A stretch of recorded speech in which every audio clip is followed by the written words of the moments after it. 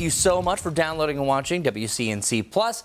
Let's talk about what's happening. Now, you might have noticed a change if you live in Gaston, Mecklenburg, Cabarrus, and Stanley County. Earlier this morning, the National Weather Service did extend the winter weather advisory up into our neck of the woods, so either side of the I-85 corridor.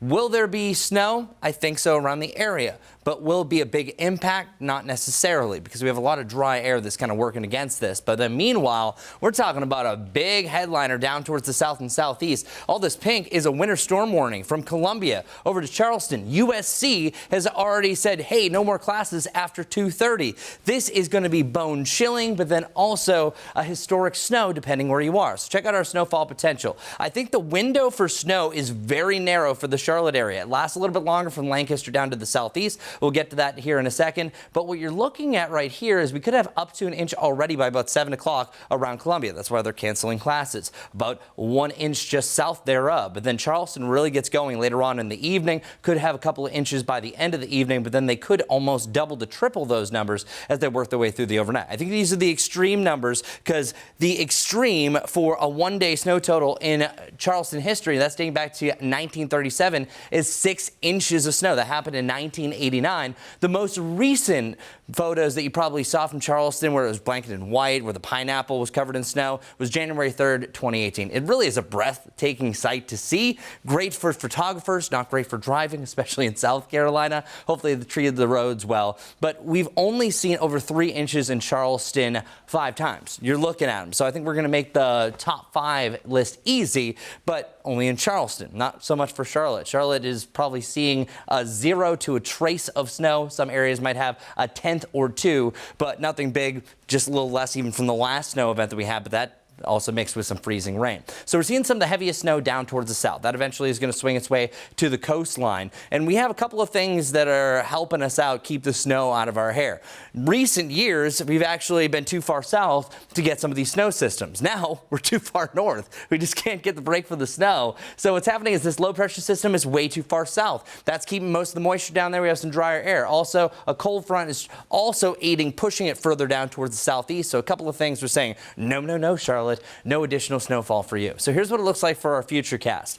Do I think it's going to snow? Yes. I think you have a solid batch of flurries between 3 and 7, but it's really southeast of Charlotte. I think that's better accumulations. Now, there's something called a snow burst. A burst of snow can easily happen between that 3 to 7 time frame, and that's going to allow for a quick accumulation. That's the biggest hazard that we have. And CDOT did a great job treating all the roads, trying to get through that, but that's going to be the issue. But especially from Rock Hill up to Albemarle, this line from about 4 to 7, that's where we can have some accumulating snow. This eventually starts to shift its way down towards the south. So from Monroe to Cheraw, you could have a ½ inch to 1 inch of snow, and even areas in Chesterfield County to Rockingham, an inch plus is not out of the realm of possibility. But there's a lot of dry air that it's fighting against, and as I mentioned, a trace to 1 is going to be in this general range where the trace is closer to the Gastonia, Kannapolis line, and then that 1 inch a little bit closer down in Chesterfield County. So our snow window, again, it's going to be 3 to 7 bursts of snow. Some sliding is going to be a possibility, especially on some back roads that are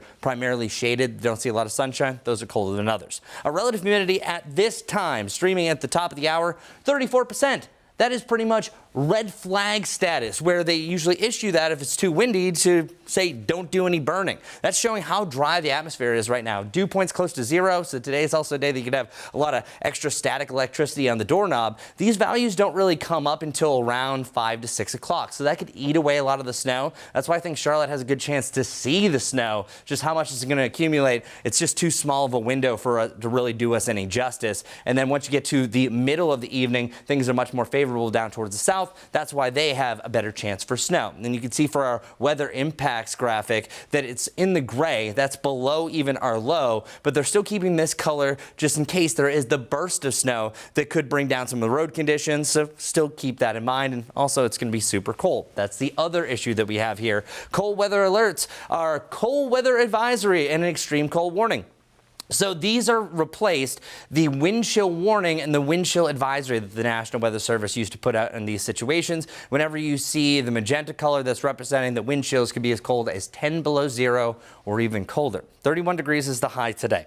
That is close to where our climatological low should be this time of January. We should be about 32, 52 for our highs. We got to wait almost a week until we're back to normal for both our highs and lows. 19 degrees for a high around Boone. This evening, though, chance for flurries could continue as late as 9, 10 o'clock, but I think it's going to end a little bit earlier. And not too much of a wind chill. Winds really start to pick up as that front gets a little bit closer, because check out what our wind chills are going to do. 14 degrees is how it feels around 5 p.m., 29 around Charlotte, and then boom, seeing that -7 to -10 between about 5 and 8 o'clock and feeling like 5 to 7 degrees across the greater Charlotte area. That's awful. That's not great. So an extra layer needed for tomorrow. And I think it's where we're going to have some of our chilliest wind chills, still feeling like the 20s during the afternoon and the teens up in the mountains going forward. And then after that, you'll still pop down to some single digits. But Thursday morning isn't trending to be as cold wind chill wise.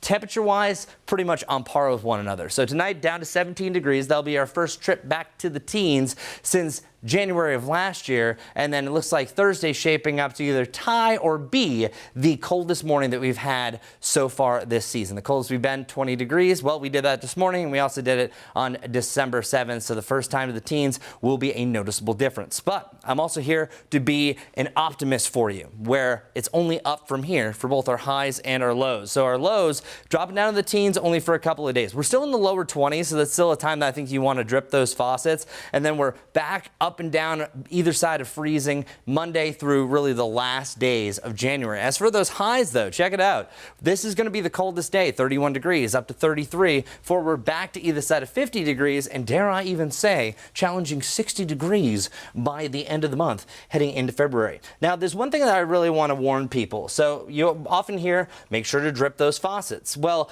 I'm going to call for you to pretty much do drips over the next 4 nights. So I think it's really starting before 6 p.m. today and tomorrow is a good idea, because temperatures anytime they're 28 degrees for 4 hours or more, that's where you're going to want to drip. And then you can wait a little bit later on in the evening for your Thursday and Friday. And then after that, it's not as much of a pressing issue. And you don't really need a lot for this. Literally all you need is about 5 drips per minute. That gets a little water flow. You don't want stagnant water. That's going to cause a freeze there. But then you also need those insulated pipes. That's always going to help things out. But when temperatures are 20 degrees or below, insulated pipes can freeze within a 6 to 8 hour period. So keep that in mind. Our Guy Roofing 7-day forecast showing the up and up, as I mentioned. Soon we're going to see our lows get back above that freezing point.